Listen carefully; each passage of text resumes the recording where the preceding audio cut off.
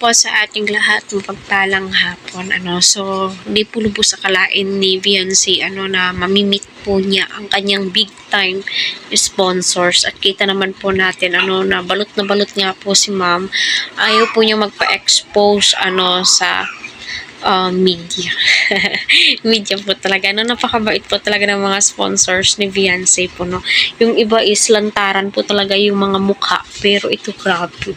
At sa mga nang babatikos nga po kay Viancy, sinasabi po nila, ay naku, wala daw mga viral. Si Viancy, nagkaka-viral lang daw po ito na may nagmamarathon. Ay, normal lang po yan na magmarathon. Ano ba kayo? Napaka-haters nyo naman po. So, yun. Kahit na wala pong gaanong views ang EDSI noon, is pasok naman po sa mga criteria, average, at kita naman po natin na pumapaldo po ngayon ang views ng EDSI at most awaited upload po siya ni Kalinga Prab, diba? So, yun na nga po, no, masasabi mo po talagang blessings in disguise po talaga ang Kalingap. Kita naman po natin na kahit sinasabi po nila na mababa daw po yung views ni Viancy, si Viancy naman po ang madami na mga big time sponsors.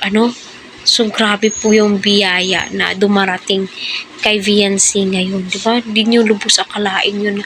Malulula ka na lamang po talaga. Masasabi mo, grabe po talaga yung blessings na natatanggap ng pamilyang ito.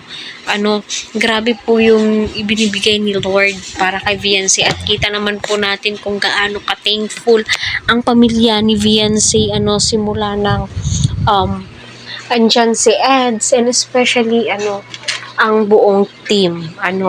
So, maraming salamat syempre kay Dr. Love, dahil siya po ang nakatuklas kay Viancy at na-refer po ito kay Kalingap Prab, at ayan, na-love team kay Edu, at isa din po si Kalingap Edu sa mga naging tulay kung bakit napakaraming biyaya ang natatanggap ni Viancy. Kung hindi po dahil kay Edu, malamang may mga views naman po si Viancy, pero hindi gaano kalaki nga po, no? So, patuloy po natin silang suportahan, at syempre, wag po natin hayaan na mababash po si Viancy, ng mga haters na umaaligid nga po dyan, para may masabi lang, 'di ba?